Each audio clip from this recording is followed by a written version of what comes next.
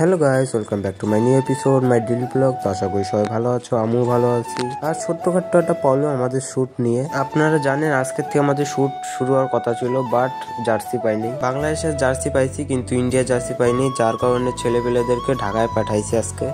আর এইদিকে India jersey পাওয়া যাচ্ছে না, বাট ঢাকা যেহেতু পাঠাইছি পায়ে যাওয়ার কথা, আর পাইলে পরেই আগামীকাল থেকে দেন গাইস শুট শুরু করে দিব। গাইস আমি রেডি হয়ে রুম থেকে বেরিয়ে পড়ছিলাম, আমি শুধু অপেক্ষা করতেছিলাম আমাদের বসের জন্য।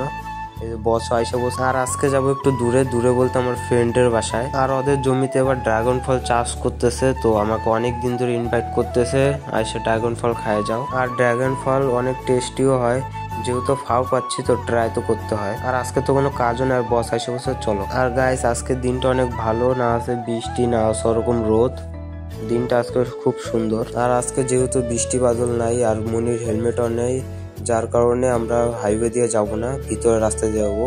আর ভিতরের রাস্তা দিয়ে যাইতে আমার বেশি মজা লাগে। আর হাইওয়েতে অনেক ধুলাবালি, যার কারণে আমার অত মজা লাগে না। আর হাইওয়ের তুলনায় এই রাস্তা দিয়ে গেলে 10 কিলোমিটার এক্সট্রা ঘুরতে হয়, কিন্তু এক্সট্রা ঘুরতেও ভালো লাগে। এই রাস্তা দিয়ে কত ক্লিন আর প্রকৃতি দেখতে দেখতে যাওয়া যায়। শুধু সিএনজি আর এগুলো থেকে সাবধানে একটু রাইড করতে হবে, তাছাড়া একদম পুরো স্মুথ রাস্তা গাইস। আর বেশি কথা না বলে গাইস টাইনে চলে যাই। হু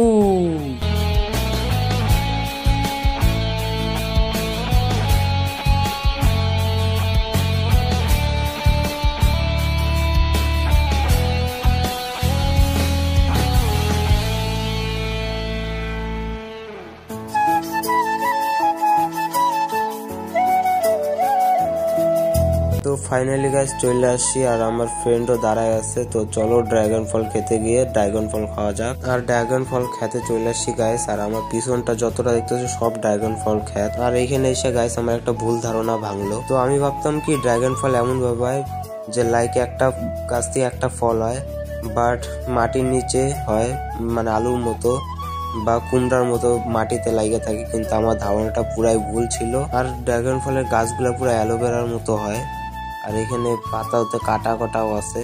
আর গাইস দুইটা ড্রাগন ফল দেখছিলাম, দুইটা ড্রাগন ফলই কাঠবিড়ালি খাই নিছে। আজকে মনে হয় আমাদের কপালে ড্রাগন ফল খাওয়া নাই, বাট এখানে ড্রাগন ফল আছে কাঁচা। আর সবাই বললো এগুলো 2 সপ্তাহ লাগবে পাকতে, আর 2 সপ্তাহ পর আসলে খাইতে পারবো। আর 2 সপ্তাহ পর আমরা কোথায় ট্যুরে থাকবো, আর আমাদের ট্যুর দিয়ে তো জীবন কাটে। আর বাগানে খোঁজাখুঁজি করতেছি, একটা পাইলে একটা খাইয়ে নিজেকে সান্ত্বনা দিব। তার একটা ড্রাগন ফল পাওয়া গেছে, তাও ম্যানেজ করেছে একটা ছোট ভাই।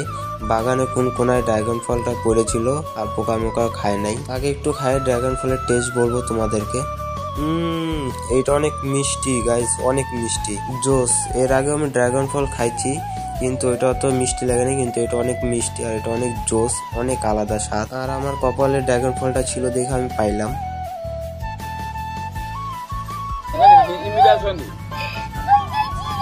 আজকে ড্রাগন ফল আমার কপালেও নাই, মনিরও কপালেও নাই, বলতে গেলে আজকে ড্রাগন ফল আমাদের কপালে নেই।